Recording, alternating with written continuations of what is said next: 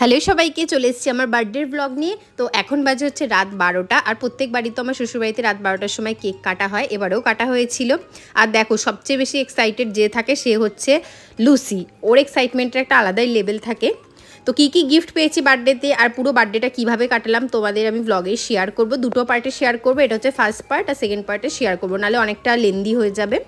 সকালে ঘুম দিয়ে উঠে দেখি বাইরের এই অবস্থা। আমরা আগরপাড়াবাসী, তো এরকম তো অবস্থা হবে স্বাভাবিক।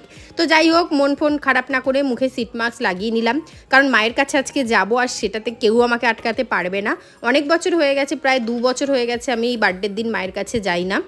মা বলতে হচ্ছে মা কালী। তো আজকে যাব দক্ষিণেশ্বর। তো এখানে নিতে এসেছি বোনকে আর কুণালকে, ওরাও যাবে আমাদের সাথে। তো এখান থেকে ওদের নিয়ে সবাই মিলে আমরা এখন রওনা দিচ্ছি দক্ষিণেশ্বরের উদ্দেশ্যে।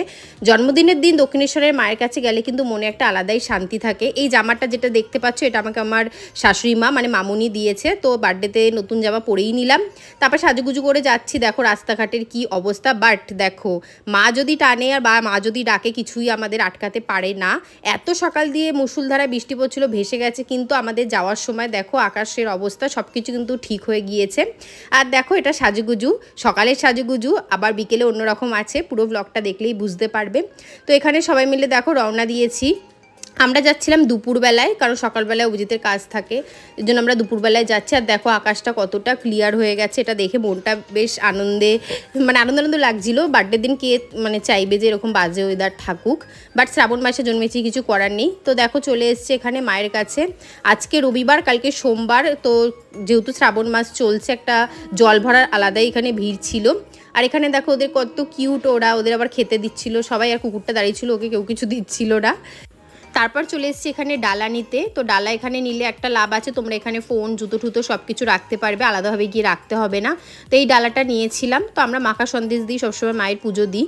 তো এখানে দেখো বাইরে থেকে পুরো মন্দিরটা তোমাদের দেখাচ্ছি, কেউ দেখলে বলবে না সকালে এরকম ওয়েদার ছিল, এখন বেশ সুন্দর ওয়েদার হয়ে গিয়েছে। আর মায়ের মন্দিরটা বাইরে থেকেই দেখাচ্ছি, কারণ ভিতরে তোমরা জানোই অ্যালাউ নেই ফোন।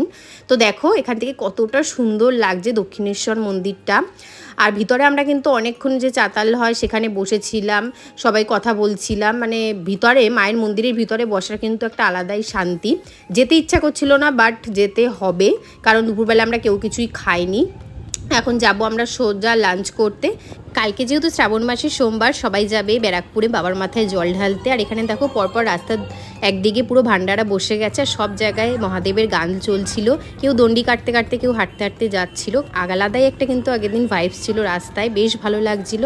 তো দেখা হচ্ছে নেক্সট পার্টের। পরপর আমরা কি করলাম, এখনের জন্য টাটা বাই।